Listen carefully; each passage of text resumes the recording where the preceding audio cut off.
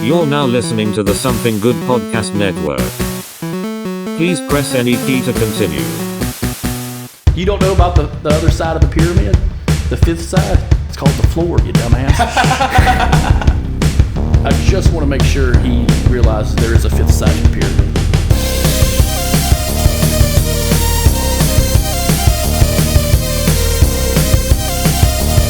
And once you open your fucking mind of understanding goddamn therapy.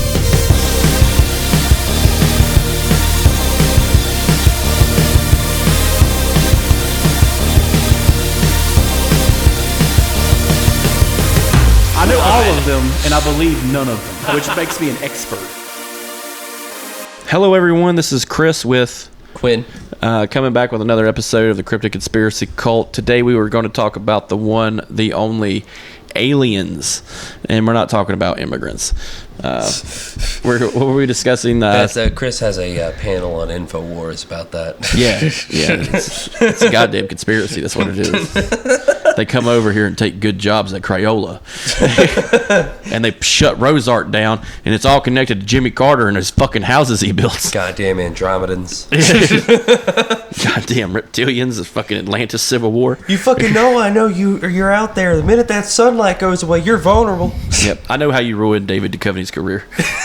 You piece of shit, shut down You made him a X-Files. sex addict. And the Men in Black shut down the fucking show Dan Aykroyd was going to do. Yeah. Yep, they fucked it up. Now all he has is skull vodka.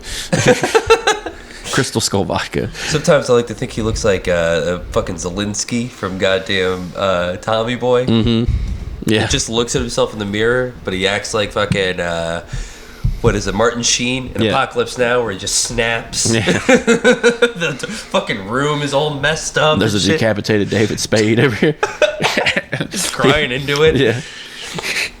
But today we're talking about kind of a big one. This might be a multi-parter, just because there's so many facets to the whole alien conspiracy.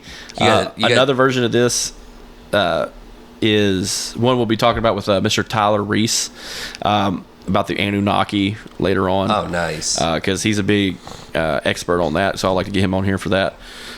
But going into aliens, first question, gotta ask, Quinn, do you believe in aliens? For the most part, I think there are alien-like creatures out there. I don't know if they're all going to look like the Greys. I feel like there's different, different species of alien life. I don't think we're the only ones that are here, because like you have said numerous times, and like I've even said to others too, it's fucking terrifying either way you look at it. But one's just a little bit more terrifying, whereas the question being, are we alone? If we're not alone, that's fucking scary as shit. But It is scary. But if we are alone, that's even more terrifying. There's nothing. So there's quite a few different versions of how to understand this. I believe in aliens 100%. Me too. I believe we've been visited a handful of times, but we talk about the Greys. Now, I don't know if you've ever heard this theory before, but the Greys are actually humans so far in the future they time travel to see us. Yeah, I've heard that explanation about them, which is why they look very humanoid in appearance. Yeah. And the only thing I don't like about the alien conspiracy story is ancient aliens. Yeah. That bothers me so fucking much. Because I feel like that blanketed it with the loony aspect of, oh, you're just going to fucking preach to me about the ancient aliens, how they've always been here. Yeah. Well, no, it takes away from the accomplishments of ancient civilizations is what it does. Yeah. Like when that cocksucker on fucking History Channel said, oh, aliens built the pyramids, I'm just like, shut the fuck up. Cut him some slack. He's Greek. Yeah, I don't care. I mean, I'm just saying it's probably where it came from. But like this idea that humans couldn't have built the pyramids and stuff like that, I'm just like, no, they could have done it. He always looked like he was railing some addies before he fucking went on the air. Like, just ready. Yeah, and just... Can I get some more water? You drank half the fucking... And it's like, dude, have you ate today? I haven't ate since... What is eating? No, I haven't eaten. No, I haven't eaten. He eats like a half bag of fucking like circus peanuts. And he's good. He can take on the day. He doesn't need to fucking He's slowly been losing like 2 pounds a day. He sleeps on the ceiling. All those dead cells are going to his brain, creating that wacky ass hair. You're just gonna find him feral and in an alley. But like the Greys being time travelers, and the fact that this blanket idea that they created the pyramids all across the world. I don't believe in that. I mean, there are like stories of alien-like beings that have come to the planet. One of which being that African tribe that's somewhere in Central Africa. I forgot the name of them, but they pointed out one of the stars that originally did not exist up until that point. This was in 1937 is when they first encountered this tribe, and that wasn't turned into a star or recognized until 1958. Yeah. So keep in mind, they had mentioned that this had happened hundreds upon thousands of years ago where they interacted. Well, another thing about that is going into like what is discovery of either basically discovery of anything on planet Earth is you got to keep in mind some of those the Europeans that went to Africa at one point thought gorillas were myths. Yeah. So like I could imagine them getting kind of like confusion about stars from an African tribe who's pointing at a star that's most likely is there, but in Europe you're not going to be able to see it. You know what I'm saying? Of course. And the Dogon African tribe is the tribe I'm mentioning. I didn't realize it was going to cause interference. My bad. Let's see, because I wanted to actually bring this up because I feel like you would find this interesting. Sirius A, in comparison to its wife dwarf Sirius B. So Sirius B at this time was already known. It was one of the brightest stars in the sky. Yeah. You already knew about Sirius B. It was just under a different name. Sirius A was where these beings that came and visited this specific tribe told them that they were from. They also kind of gave them different concepts and ideas. I think copper was one thing that was given to them. Different materials that would never be found in that area, especially pre-colonialism. Yeah. And them pointing it out, originally the explorers, being entirely European, fuck you, bullshit. We would have known about it, that type of thing, not taking it to face value. It's fucking true. Well, like going into like some of the discovery of certain things, it's like, oh no, like the tribe said don't go this because there's ghosts there, people disappear. Yeah. It's like, yeah, maybe you should have fucking understood that. It might not have been ghosts. It might have been a mine shaft or some shit they fell down. Yeah.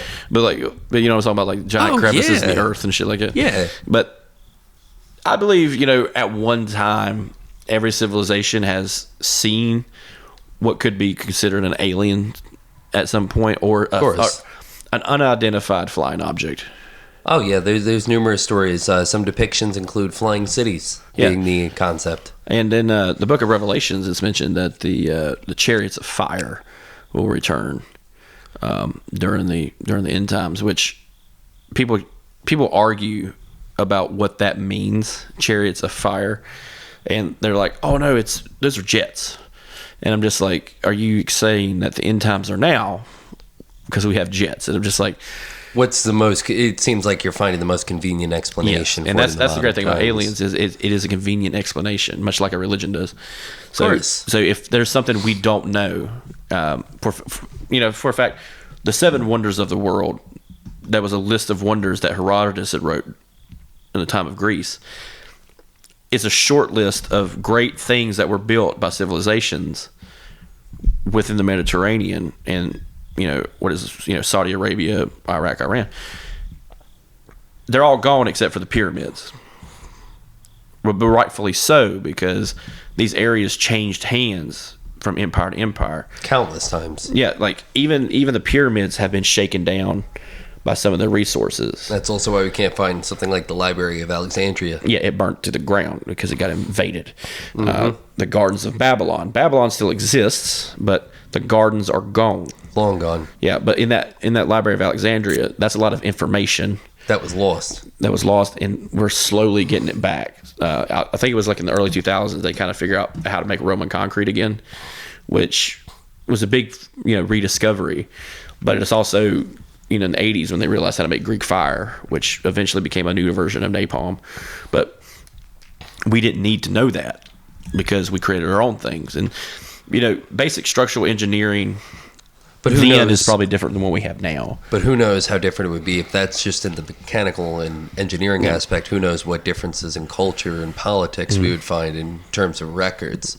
Another one is the Colossus of Rhodes, Yes. which sat atop the Strait of Gibraltar. Yep. And it collapsed. And like I don't think some people realize like how many earthquakes happen in it's Northern on- Africa and Southern Europe. It's a major seismic spot. Italy gets struck with them all the time. But that's what knocked these things down eventually. Of course. The light tower of Artemis, stuff like that. And these are all real things you guys can look up, but they all got knocked down by time. And everything gets knocked down a peg by time. A good version is those condos in Miami. They got knocked down of course. because they didn't build them right. Yeah, no, go figure. Yeah. But with a lot of the stuff, things get knocked down with time. But I think of how in time we've also encountered anomalies that we can't fully explain. Oh, yeah. Especially with, the invention of cameras, phones, things of that nature to take video and recording. I'm just wondering what they could have seen back then that would indicate there's something strange happening in the stars. Well, I think, but what some people don't realize is the stars we see, especially for people like us, is very limited Compared to what they used to be able because we have a thing called light pollution. Oh, yeah. At night, we can't really see the stars as well. We see, planes and shit like that, but we would have to go somewhere pitch fucking black. Like the Badlands in Montana. This is a big area for people to use telescopes. That's why one of the best telescopes ever made is in Chile, because there's nothing there except for the telescope. Yeah, and that's what they want. They won't even let people light torches. That's how bad it is. They want to keep that shit so pitch black.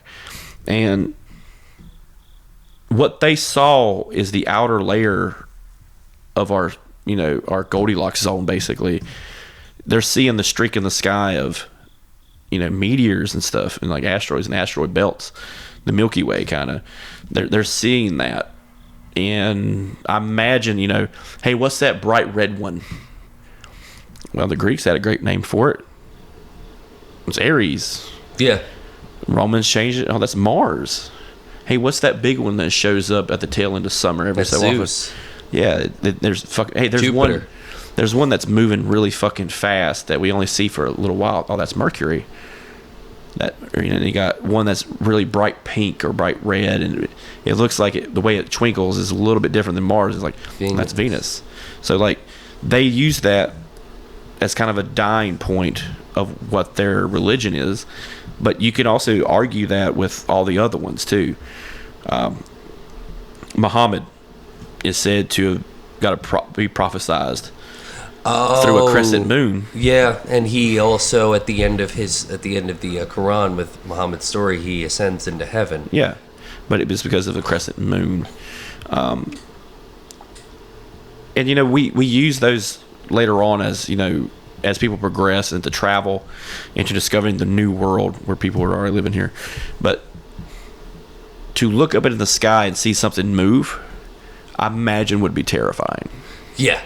But also needing an explanation. If one guy sees a shooting star, which I've been lucky to see a handful, but it is kind of wild to see something like that. Well, the terrifying stories I always feel are the ones where something crashes and there's weird activity that transpires. People, a collective group of people in a community witness a event that's unusual and unnatural to, the human mind. See something crash down, thinking it's a plane. They don't go out and find it. They just kind of figure it's a plane. They'll hear about it on the news, and then all of a sudden, cattle starts going missing, or people start noticing strange behavior. Things started getting knocked in. Somebody broke into the house. And I also think about how often we get struck by meteorites. Yeah. And a good story of this, when they undid the whole thing for King Tut, one of the things in that room was a dagger made from a fallen meteorite. Yes. And you got to think how vast, what is now Cairo, but was, essentially Egypt, how vast that kingdom had been to see something like that fall out of the sky see it land, and then go fuck with it. And then make a weapon out of it. Yeah, a version of molten carbon that is just seething in the sand, which is probably creating some type of glass because it's so hot. Yes. But you know, we don't really know the landscape of that area. It's like Moldavite. Moldavite's a asteroid byproduct from Moldova. Is the namesake? It was an asteroid that crashed there that created a whole different type of rock. But Moldavite also has certain properties that cause a lot of bad shit to happen. Yeah. Like it's a very well-known thing.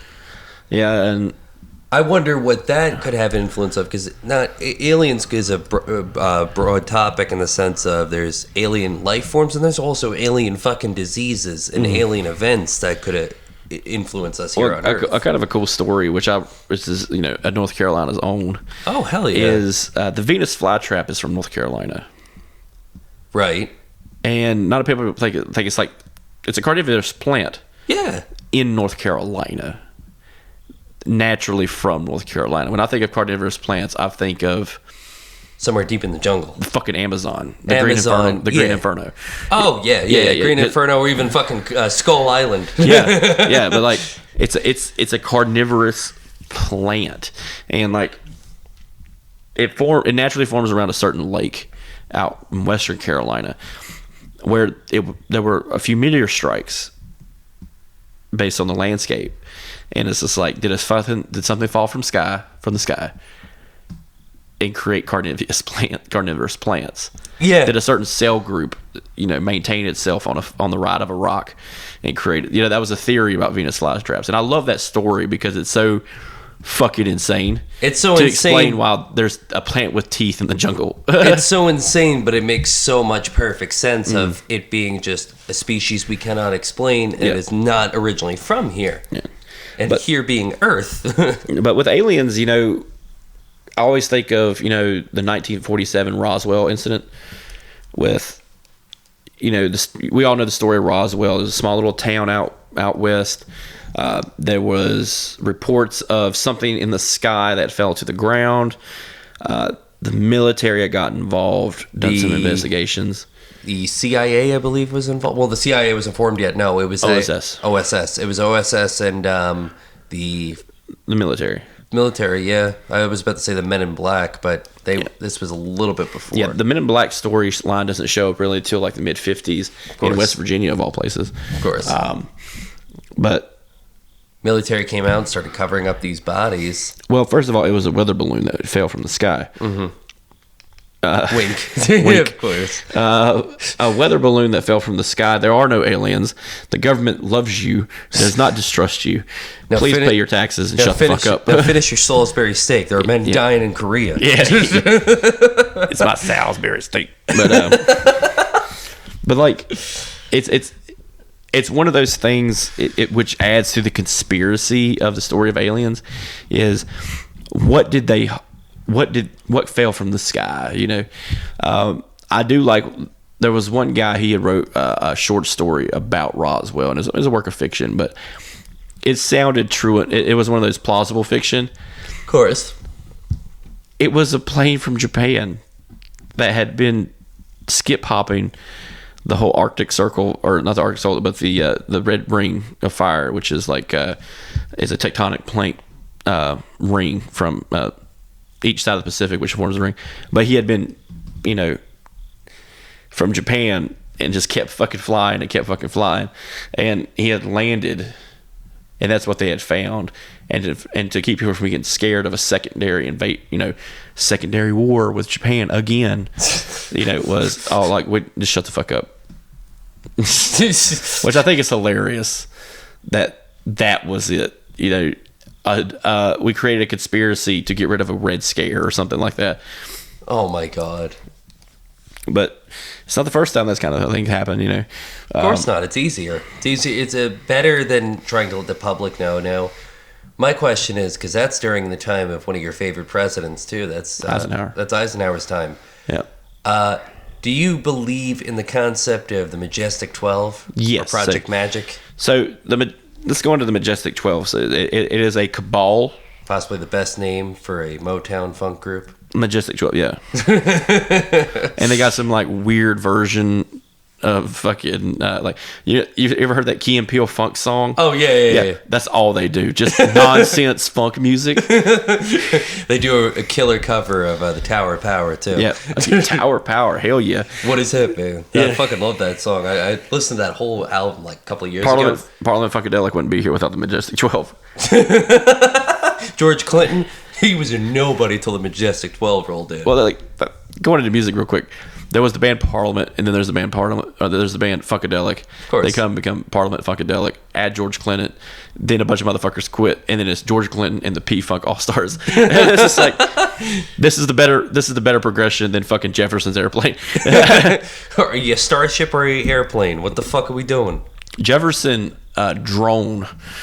Jefferson Predator Drone, I think. Jefferson Predator Drone. It's like there was this band called John Cougar Concentration Camp. Oh god damn, that's fucking fantastic. They're like they were a hardcore group from I think like Philly. Yeah, but let's go into the Majestic 12. They are the linchpin of the conspiracy of cover-ups. of course, much like your Illuminati's and your Jimmy Carter's.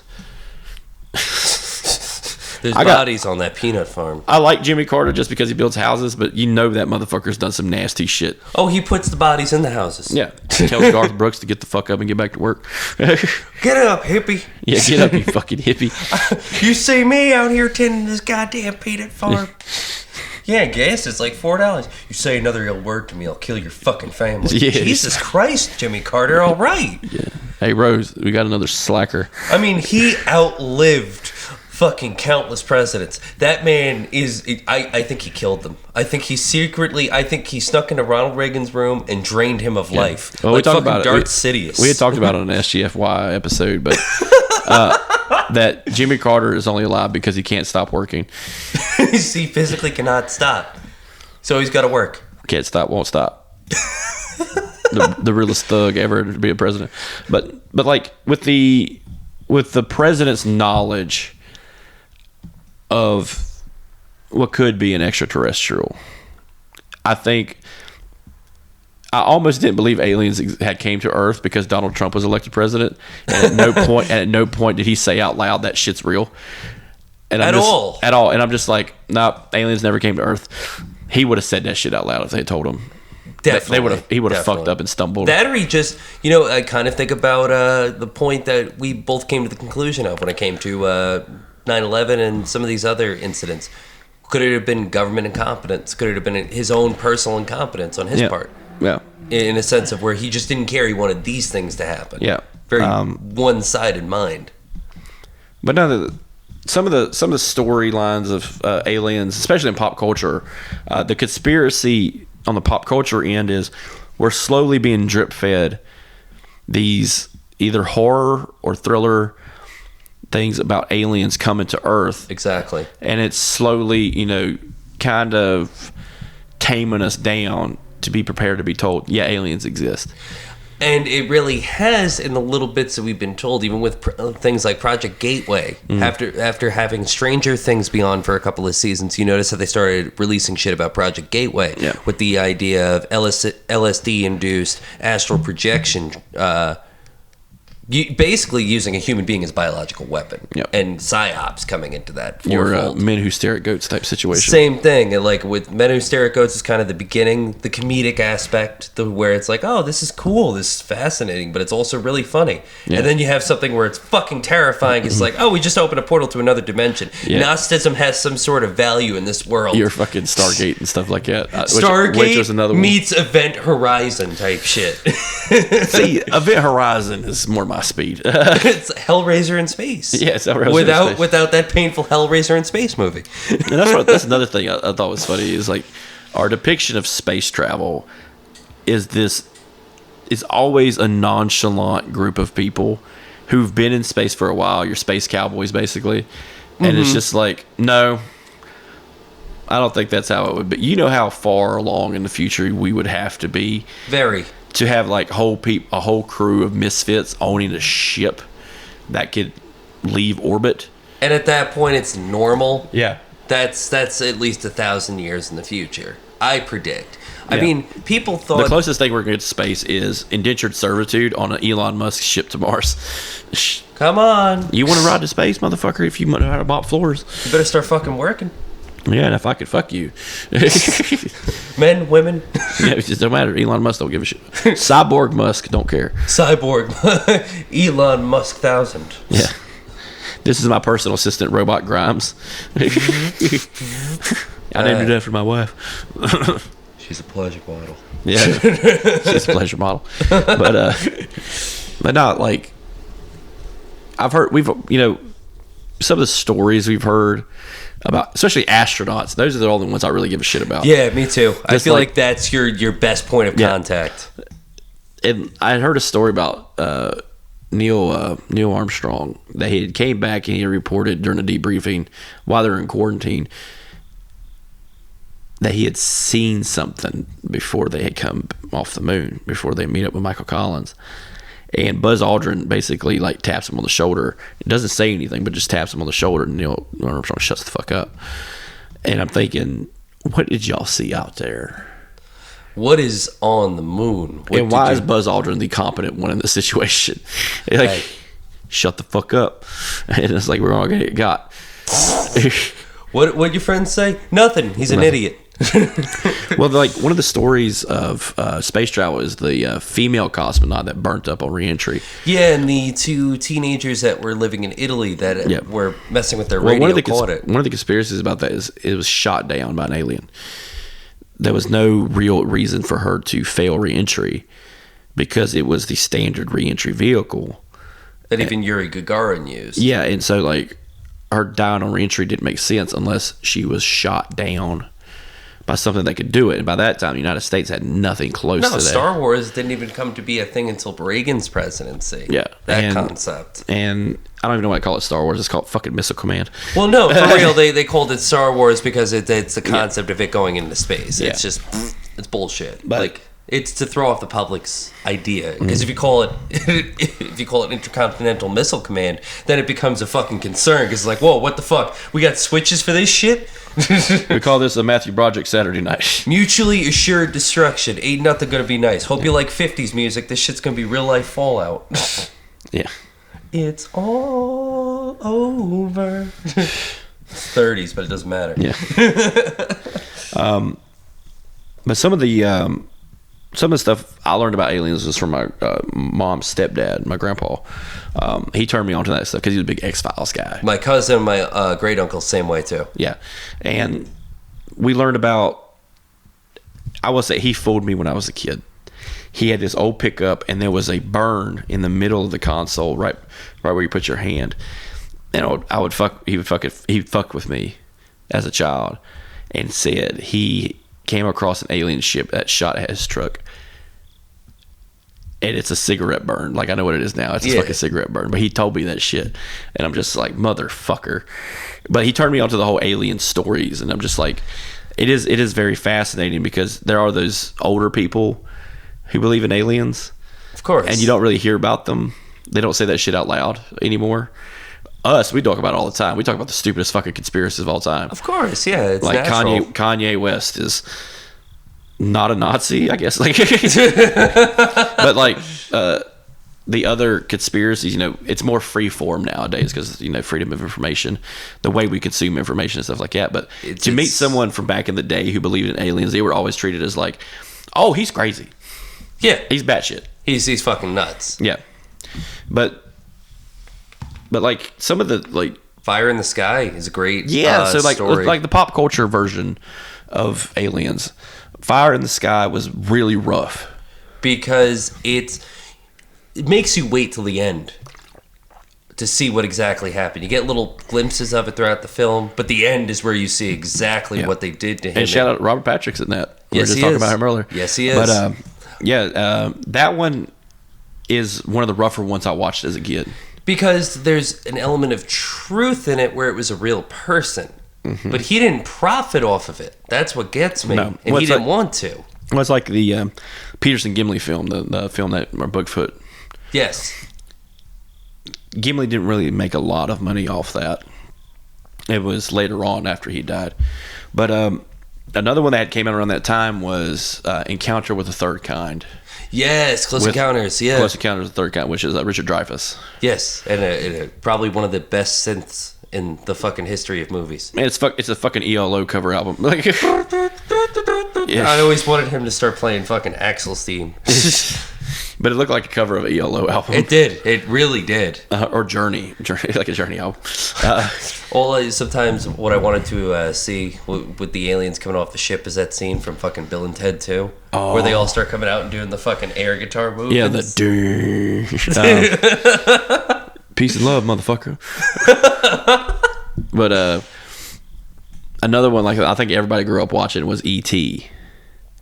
I hated E.T. I didn't like it either. I thought it was terrible. My dad likes that movie, and the only reason I don't like it is just like the government would have been a lot more harsher. Yeah, that shit would have been like, all right, let's tag them and bag them. There's kids in there, sir. They're going too, motherfucker. We'll take this whole goddamn block. Look at me. Who the fuck is in charge here? And like, just on an editing aspect, they edited the movie and TV to where they're not holding shotguns, they're holding walkie-talkies. Yeah. And I'm just like, nah, my FBI agents carry 12-gauge shotguns when kids come ramming at them. Yeah, of course. We're the FBI. We shoot people and cover it up. Shoot the fucking wheels out. He's a fucking 14-year-old. I said take the shot. Yeah, and you're using bird shot. He'll be fucking fine. His bones are still developing. He takes a fucking shot, blows out the kid's fucking knee. It turns out to be a slug. Oh, well, shit. Kid, I hope you weren't planning on being a fucking running back at any point in time, because Jenkins here fucked up. He ain't go. Don't worry, kid. You don't have to worry about that. You don't have to worry about being paralyzed. And it's just like looks around. And he shoots. You guys go by the car. Hey, let me look at the back of your head. Make sure you're all right. Wipes the gun off. That reminds me of fucking Family Guy when they're doing the misery thing and they shoot Joe.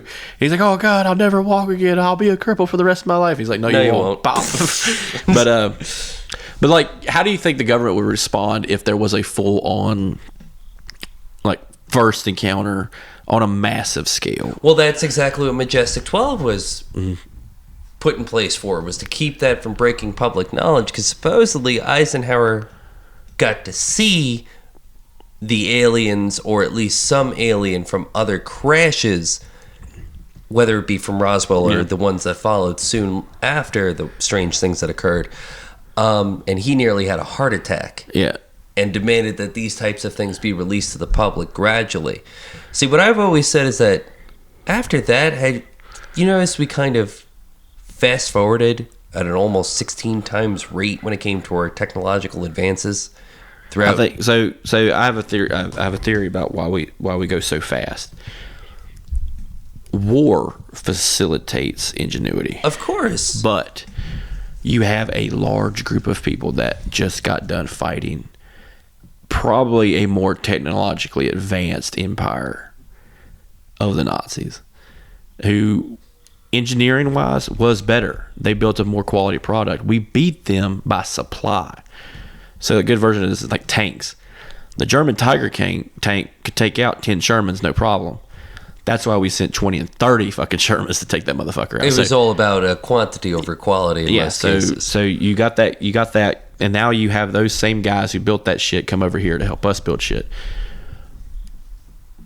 I believe the Cold War is a fallacy used to innovate technology past the rest of the world by so many decades to create a superpower. And why I also see that, though, is the concept of cell phones. The cell phone's a great concept. I've always kind of had this notion in my head that we had this technology that was already advanced and ahead of its time, but under wraps. Why wouldn't some sort of extraterrestrial life be under wraps? You know, gradually ease into the public eye, like what you were saying earlier. Do like a soft PR campaign where it's not directly in the face of somebody, but we're getting the public ready for releasing information. I mean, I remember back in the Obama presidency, Putin was quoted saying, "Tell them about the aliens." Yeah. Well, like, even then, it's like, if a world leader like that, and at that time, you know, that Russia was a superpower. It isn't until recently that we found out countries like Russia and China are soft powers. They're not superpowered countries. They're not as well equipped to handle something like a Ukraine situation. You know what I'm saying? Like, Yeah. we find out real quick that these people have been lying the whole fucking time. Paper tiger. Yeah, the paper tiger. So like, we're being fed that knowledge here on Earth. I'm just thinking, at any time to change their position, they could say, you know, the United States has come across aliens before and still have them today. And that's the only reason America is a superpower. But they still don't say it out loud. At any point they could. It's not like the United States could stop them, because the way, you know, technology is and how people are with you know, the spread of information so quickly. You would have to really trust your government to handle a situation that massive on an information scale. I feel like also, though, too, if there was a massive public event of which we all saw something collectively, in that instance, I feel that it would be some sort of active galactic war, is what I'm saying. Because a lot of the stuff, too, with Majestic 12 is military and medical minds and psychological type of people that are high in the upper echelon of terms of branches of military and medical advances in science. So there has to be some kind of meeting with some of these things, is what I'm saying. Yeah. Like, No, I understand that. Like, I think that goes back to what I was saying before. Yeah. I believe they may have found something, but I don't believe they used it to back-way engineer. That makes sense. I don't believe they used that to back engineer everything we have. So a good example is this: is during the Renaissance, like the humanity in a whole, after the fall of Rome, society on a grand scale takes a big leap backwards, because once the barbarians killed the fucking Romans, all that information's gone. And we don't get it back until the medieval Renaissance. All that information comes back, you know. And the technological advancements from, let's say, the year 1100 to the year 1300 is still pretty vast. We learned about brick and mortar. We learned about a feudal system. We learned about a hierarchy, but not through, you know, an aristocracy per se, but through trade and business. We learned how to feed ourselves, how to work a certain way. Another thing is ignoring certain aspects of old ways to progress faster. A good version of this is, in the Bible, it says, do not rotate your crops. It says that. That is a myth. Oh, yeah. That is actually detrimental to your society. Yeah. You will starve and die if you don't do that. That's what happened during the Dust Bowl. Yeah, so that old way of thinking had to be eradicated to progress further. And because of shit like that, society progresses so fast after a certain point. I had a discussion with an older gentleman. He was the former librarian of UNC Chapel Hill. And he's a big sci-fi guy. And we had talked about, at what point in the world did technology move faster for the whole infrastructure that was in place. And he said post-Civil War America was the fastest, because out of the effects of a war, we need to move things faster, because we spent so much time in a bubble, you know, in our own problem, that we didn't expand faster. And he said the greatest example of this is a railroad. Of course. The railroad now facilitates travel from one end of your country to another very quickly, very fast. This isn't like Europe, where the countries are the size of our states, you know. And another great example is America is a melting pot, so it's like it's constantly changing demographic. But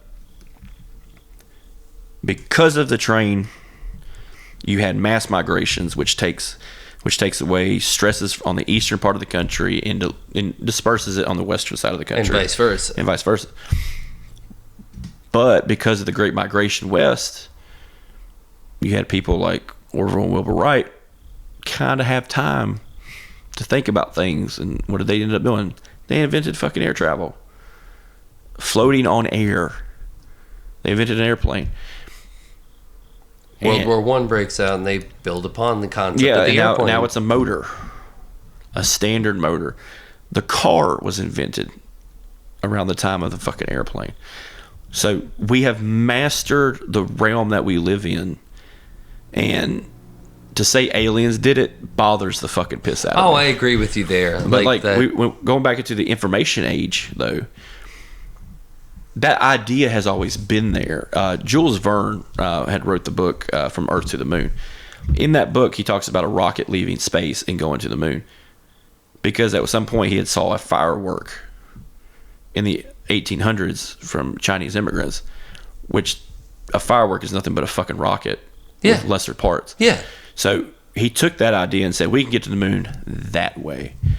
But also he created the idea of there's a way of us communicating with that rocket through in the book it's written in some magical fucking way.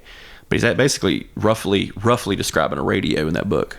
Like a radio transmitter and everything. Yeah, and even old sci-fi from the 60s, you go back and watch like Twilight Zone or Outer Limits, they're doing video calls. Yeah, same with Star Trek. Star Trek's a great example of that. And now we have everything at the tip of our fingers because someone at some point said, I want all that shit. And we can do it. And you know what really set that in stone was microprocessors. Mm-hmm.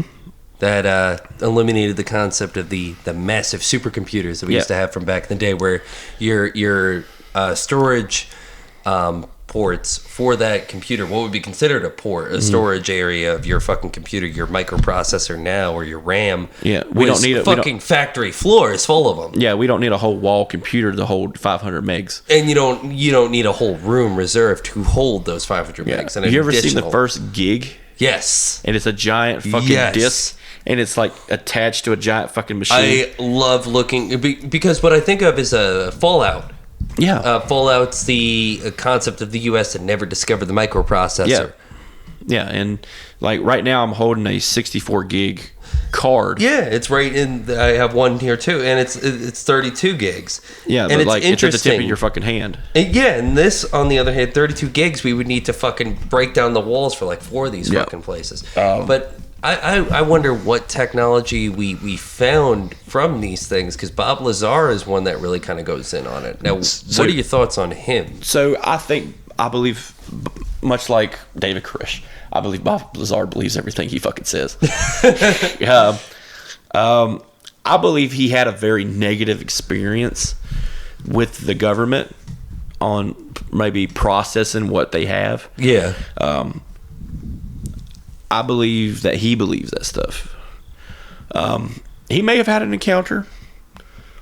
You know, I believe he knows too much. I believe he comes off as a threat more than anything. But it's great to have those kind of guys out and about. You know what I'm saying? Just out in the world, able to tell his story. Because they know that everything he says is going to be so fucking insane. Half the people ain't going to be listening, and he doesn't care. And the other half are either going to believe him or just been like, that's a cool story. But the thing is about him, he doesn't care. Yeah, but like he's a big figure in it. Yeah, and of course. Like there was another guy that was also a big figure in it. He was I'm gonna talk about him real quick. Yeah. But at the same time, I'm gonna try to find some kind of video of him. He was an Air Force member that supposedly had worked in a facility similar to Area 51. Yeah. Now, Bob Lazar's, I like his information just because of he doesn't seem to be bullshitting in the way of like he's not insistent and he doesn't get angry when anybody questions it. He's more than willing to answer what questions they have, and if he can't answer it, he'll tell you. Yeah, and plus now he works at a fireworks store. Yeah, but like he's at that point in his life where there's no reason for him to get upset about it. Oh no, and even back in the day though he didn't. He just had to go under anonymity, and the reporter that originally interviewed him was the one that really broke the story, because Bob didn't want it to get broken. The reporter that interviewed him the first time was the one who ended up helping him understand what happened. And with him, like with so many others like him, who don't get as much coverage like he does, because Bob Lazar is probably the tippy top when it comes to talking about aliens. But I think there's a lot of exploitation on this end. Of course. About how aliens are perceived. I don't think there's a... Phil Schneider. Yeah. Phil Schneider was the other guy I was trying to figure out. He was the one that kind of explained a lot of UFOs and had photo evidence of it. But in recent years, we do see the footage from a F-22 pilot who had came across a unknown flying object that had moved a certain way and maneuvered a little bit faster than the F-22 could.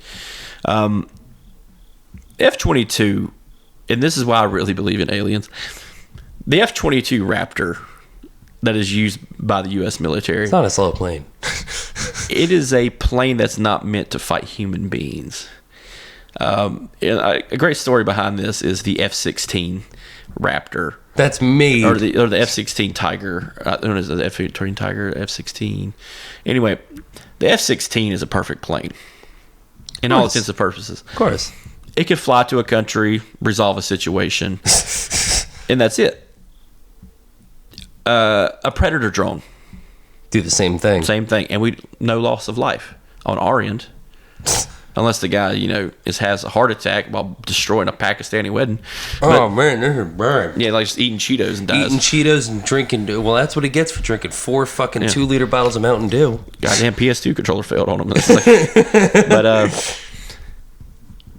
the F-22 Raptor, the amount of ordnance it holds, the amount of speed it has, and the effect it has on the people who pilot the plane is so fucking ridiculous that this thing is meant to shoot down fucking aliens. Like, this thing is meant to destroy anything in the sky that doesn't look remotely human. And that's why I believe the F-22 Raptor, like, I believe that is the best evidence of, man-made alien combat unit. Yeah, this is the invention of the fucking bow and arrow, motherfucker. Like it's right up there with inventions of flight and deadliness. It's made for that. I got a chance to see a Predator drone up close once, and it is scary looking. Of course, it is fucking terrifying looking. But I never got to see a 22 Raptor up close, and rightfully I shouldn't.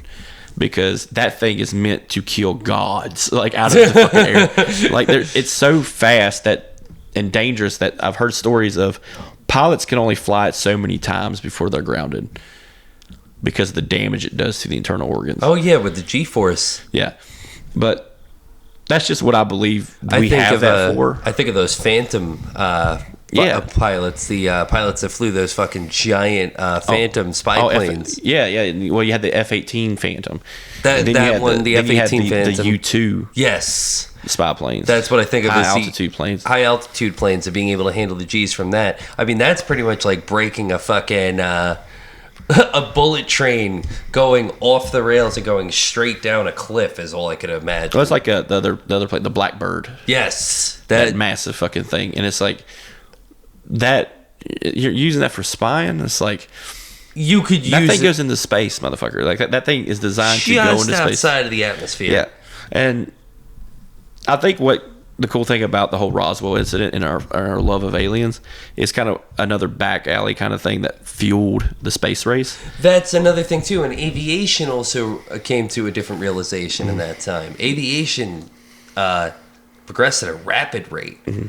I mean, we could say it was World War II, but World War II was taking scrap ideas from World War I, where, from the Wright brothers in 1899, 20 years later. And, like, the progression of the plane itself is fucking fantastic. So you have, 1901, 1902, sticks, belt-fed, bike chain, rebar, some canvas, and some white pine, and my grandmother's fucking blanket. Yeah, and they flew for quite a while. 2 seconds. Yeah, but they off the ground. But that was the cool thing about it. They was able to stay off the ground. Yeah, and then they kept trying. And 2 seconds turned to 8 seconds. 8 seconds turned to 30 seconds, and then 8 feet turned to 16 feet. So, you know what I'm saying? And then Boeing came in and said, "Hey, I want to take this real quick." A guy named Lockheed and his buddy Martin showed up. And there's let me tell you what, I'm going to do them right out of metal. I'm going to put bullets on that motherfucker. And I'm telling you what, it's going to be a hit. And, some of the stuff, some of this flying objects we have, I think the funniest one that was used is the hot air balloon. That's fucking terrifying. I don't care who you are. Like, they were using that shit in the Civil War as a form of espionage. Yeah. Fuck that, dude. Because, dude, You ever seen one up close? Yeah, it's terrifying. I got offered to go in it. I wasn't going in that motherfucker. You would fucking lose your shit if you came to my parents' house. Because I'm in a basket in a fucking balloon. Like, it doesn't... So, where my parents live, they have every year a balloon festival. Oh, God, no. Because my parents live next to an airport. No. And we're outside one day, and we see a fucking hot air balloon coming down, and it almost hits this house across the street. And I'm just like, no, don't hit that house. But part of me is like, yeah, hit that fucking house. I want to see what happens. Yeah, I want to see how three guys in a fucking basket fare against a single wide. And I'm just laughing my ass off because one time, like as a kid, they would do these. Even if the balloon festival wasn't going on, they would still use the airport to fly hot air balloons. That's awesome. So one morning when I'm walking up my road to go to the bus stop, I look and the sun's rising. And it's showing on the other end, you know, it's a nice wood line, and then there's like pink, and then there's a giant dark thing coming out. Dude, it was a balloon, but the way it was shaped, it had a dragon wrapped around it. And I'm just like, you know how terrifying that would have been before the age of planes. A giant dragon balloon showing the fuck up. Well, you know what gets me? I think of blimps. Oh yeah, during World War II and World War I. But even then, it's like there's only like 14 blimps in existence. And they're all, and like 9 of them are owned by the same company. Yeah. Goodyear. Yep. But like blimps were important for, you know, in World War II, especially for surveillance. Would have loved to have seen Zeppelins. Oh yeah. I would love to have seen Led Zeppelin. But, it's a funny story. The guy, all right, so you know the Zeppelin that crashes. The Hindenburg. Yeah. The guy that's saying, oh, the humanity. You know that guy? Yeah. That's a Morrison. Are you kidding me? I share a name with that motherfucker. I'm just like, yep, that's our claim to fame. Morrison family. He's is the guy who's just like freaking out. Oh, the humanity. And he's very calm. He's very calm for a guy who's just like, all those people are dead in a fireball of hell. That's what they get for defying God and going into the sky. Icarus learned, why can't humanity? It's because they were German, that's why. The Germans are godless heathen. It's almost like a bag filled with flammable liquid. It just didn't work, and it blew up when it crashed. And who would have thought? Smoking did not mix. Or drinking. If only if only they had used the gas like helium. I mean, the worst thing that happens, your voice is high pitched, you laugh and you suffocate. Yeah, you fall asleep. But like, no one's going to shoot a fucking, you know, tracer round at your goddamn blimp and blow you the fuck up. Nobody's going to try to move the machine gun and angle it just right so they could just shoot straight through the motherfucker. So at that time, when we're talking about like blimps and like planes and stuff like that, there are said to be sightings during World War I of aliens, actually. No shit. In northern Africa, where the Ottomans were fighting off rebel groups from North Africa. Of course. T.H. Lawrence was actually involved in this kind of shit, some espionage type shit. Lawrence of Arabia. Yeah. No. He did the guerrilla raids with the tribesmen from northern Africa. But there is a tale that said that a large aircraft that was not part of the Germans and not part of, you know, Allied forces and stuff fell from the sky and got back up and took off. It did like a bounce and took off. But at the time of World War I, all you have are biplanes. You know, the single wing design of a plane hadn't been invented yet. And in fact, your more higher altitude planes had a tri-wing. Have you ever seen one of those? Yes. It's got 3 wings instead of 2. Yes. And I do like the biplane is still big for like crop dusting and everything. And I'm just like, all that is just military surplus from back in the day. Yeah. And I'm just like, all they did they probably got told to take the guns off that motherfucker. Another story, another funny thing about the planes in development. Do you know how they were able to keep the guns on top of the cockpit and still fire even though the propeller's in the way? There's a gear, so every time the propeller clicks, no matter how fast it's going, that's when the gun fires. It can fire through the propellers.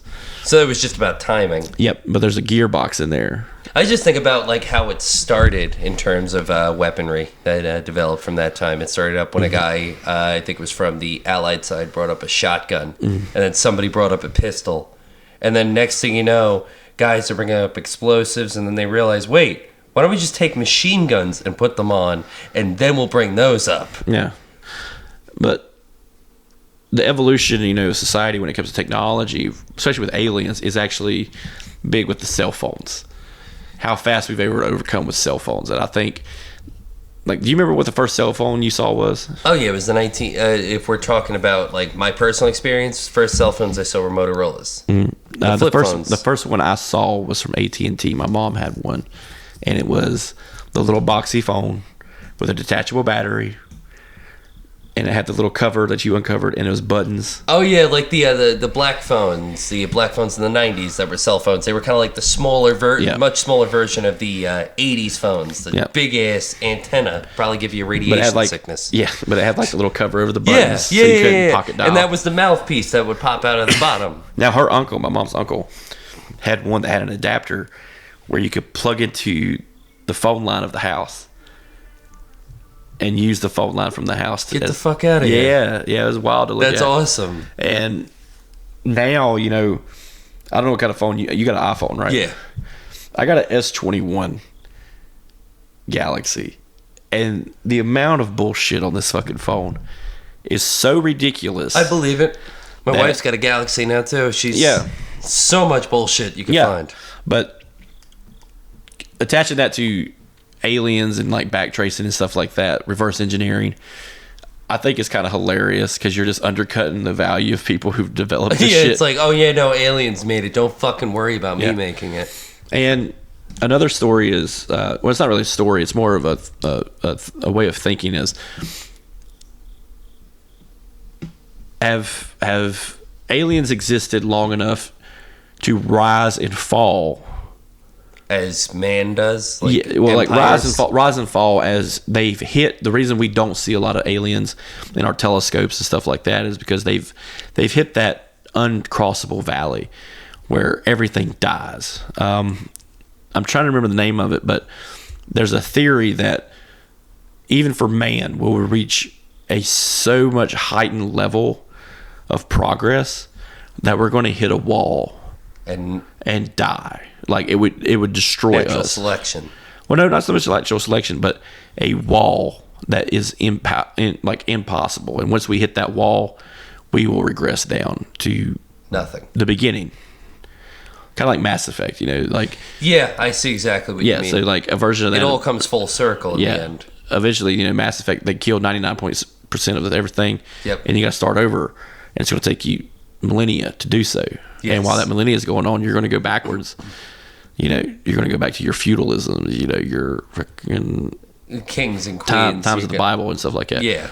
But is that real for why we don't see other aliens? It could be, and it could also indicate why some of the aircraft has changed over the decades and the centuries that there's been reported sightings. Yeah. I mean, have you noticed there's not really any reports of flying saucers anymore? If anything, a lot of the crafts we find are triangular. Like the stealth bomber? Similar, but triangular in a different way, and it doesn't fly like a stealth bomber. It flies more like a Harrier jet, but if a Harrier jet could move freely. Yeah. That makes sense. More of like can stay in one spot, move freely. Stay in one spot and then move at a rapid rate to another spot. Yeah, so it's almost like a cat. Well, that's what the pilot had saw. He had saw an object that had moved rapidly. The F-17. It had moved so rapidly that there's no plane that could make that maneuver. No. It's because it makes a sharp left and then a hard right and then spins. Have you ever heard about the event that occurred during the Korean War? No, go ahead. There was an encounter during a battle in the Korean War of which U.S. troops came across what now is believed to be a UFO of some sort. But it originally started attacking the North Korean soldiers that they were engaged with. They were going out on a combat patrol to find a a dug-in bunker area of NKVD, North Korean troops. Came under fire, got into a hell of a firefight. Casualties on both sides. This object comes down, rotating with flashing red lights, solid black, almost like the traditional flying saucer concept. Yeah. And the Americans are confused because they're wondering whose aircraft this is. That's their first thought. You're in the middle of a war. Yeah. It starts attacking the North Koreans. They first start shooting at it, and all of a sudden it starts launching beams in a way. Some flashes of light and massive explosions take place, and they start running the fuck off. Because guys start shooting at it, it flashes a light on them, and they drop to their knees and are rolling around in pain. The Americans are like, okay, yeah, it's on our side. And then it starts directing its attention towards them. And as they get a closer look of it, they freak out. They immediately open up on it. Fuck that. I'm not fucking taking a chance. Well, it shines a bright red floodlight onto these guys. And every single one of them felt an immense burning pain that was like searing, but it felt like it felt like you had hot coal inside of your body. Kind of like how we've developed anti-riot equipment. Yes. It's almost the same concept of tear gas, the burning of tear gas, but internally. Like if white phosphorus was injected into you. So the military has developed what's called mob control devices, which use sound waves and stuff like that to make it feel like your bones are breaking, but much more energy based rather than audio. It's physical through energy. Yeah, so like they have these they look like giant circles, but that you direct and turn on, and it's supposed to create a feeling of like nausea, extreme pain. Yes, I know exactly. It's all anti-riot equipment. Very much after the tear gas fails. Of course. But that's what it sounds like. It sounds like this is like the Gen 1 of, but way back. Non-physical warfare. Well, the fucked up thing is that when this occurred, these guys were sent home, and all of them had died except for one of a form of cancer. Whether it be skin, organ, it would vary. One of them, who lived until old age and eventually passed, could not keep weight up. He stayed the same pound from that incident. He stayed the same weight from that incident until the day he died. He was like 110 fucking pounds. Yeah.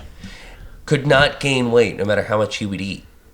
It was as though his entire metabolism was completely different. His body acted different. He would get sick more often. His immune system was becoming almost non-existent. Yeah. And no explanations were provided for that event. The U.S. military had no idea what occurred. There was reports made that could not be stemmed out, fleshed out. I just think about shit like that's occurred.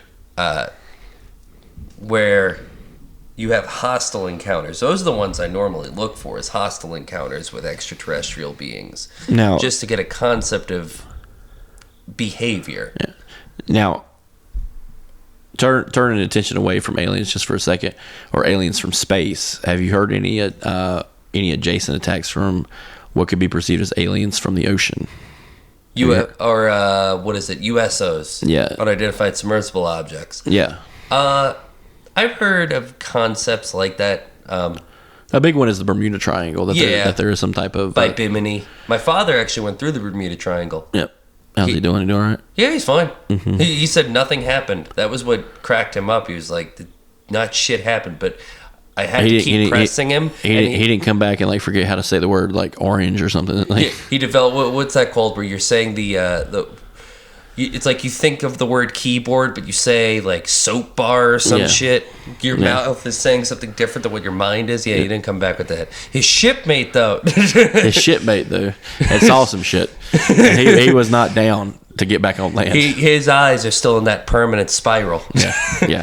He's still like, I gotta be in the water, always constantly keeping his fucking clothes wet. He's almost drowned himself 18 different fucking times. Take him on a gambling boat. It's a real fucking trip. You can make out well if you know how to rob these assholes. He starts crying and saying, Mississippi Queen. Ah! Yeah.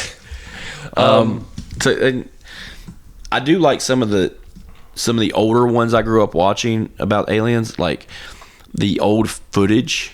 Yeah. One of the ones is my grandpa had a VHS tape, and it was all old footage of people who had sentient stuff, of perceived aliens, like clouds that didn't quite move, or there's something in the cloud that's moving, but it's the whole cloud's not moving, or the lights over I forget what it was, Arizona, where it was the ones that were like yes, and people were like, what the fuck is that? And that happens all the time, like unidentified objects, but especially in a desert state like that too. Yeah, but we all know it's swamp gas.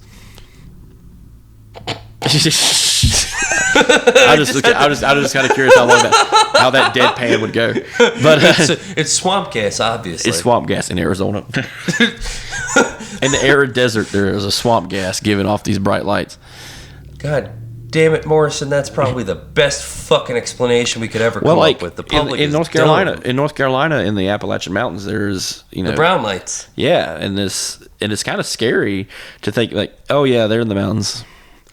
Well, look at the lights that popped up over fucking New York City a couple of years ago, where there was no explanation. It was like a cloud. It was a cloud that was just hovering over the entirety of the city, but it wasn't raining, wasn't lightning, wasn't even snowing.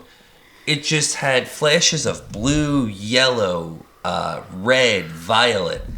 That's DARPA. Probably DARPA. Or HARP. Yeah. I love HARP and DARPA. Goddamn radioactive fucking and clouds. I remember the first time I heard about HARP was when Katrina happened, and they're like, George Bush killed all them people with HARP.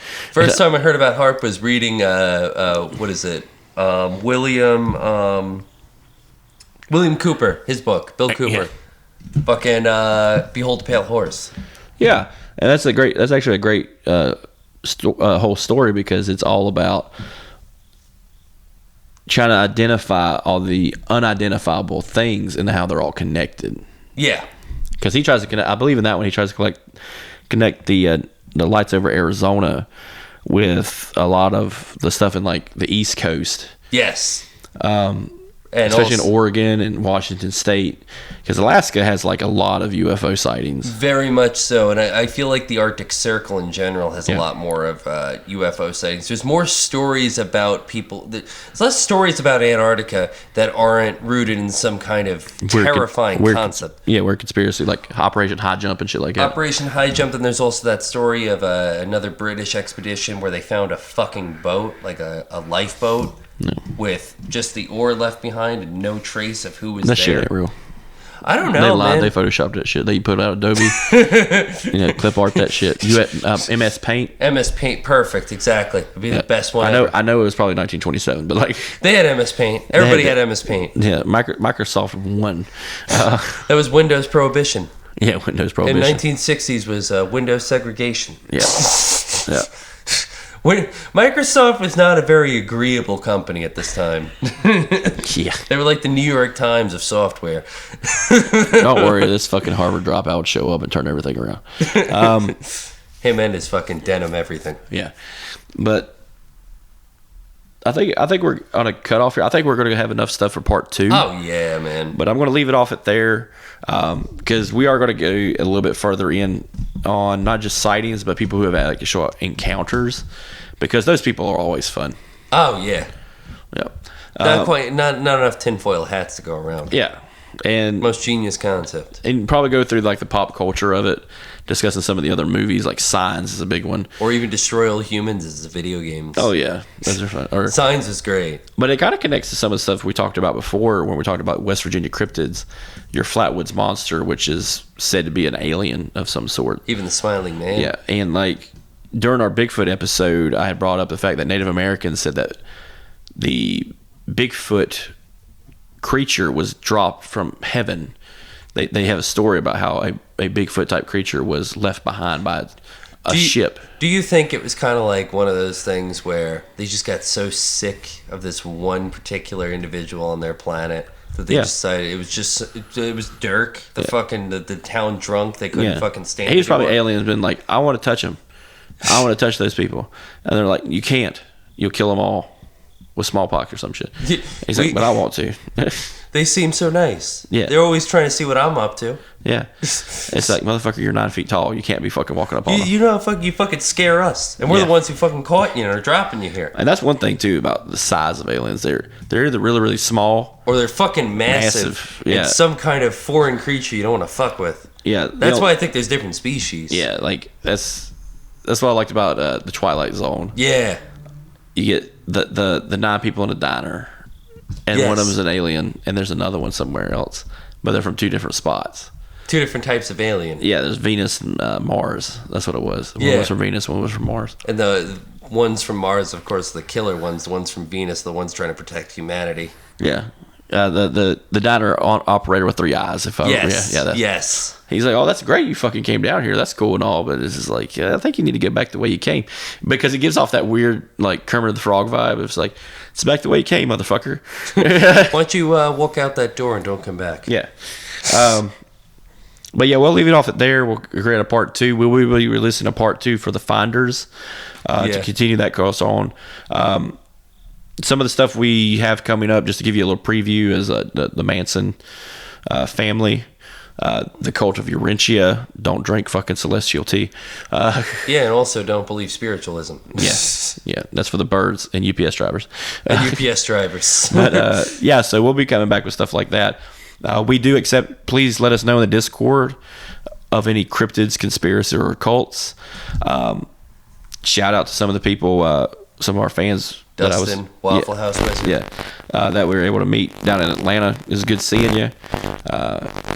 But with that, I'm going to leave it on. Have a great day.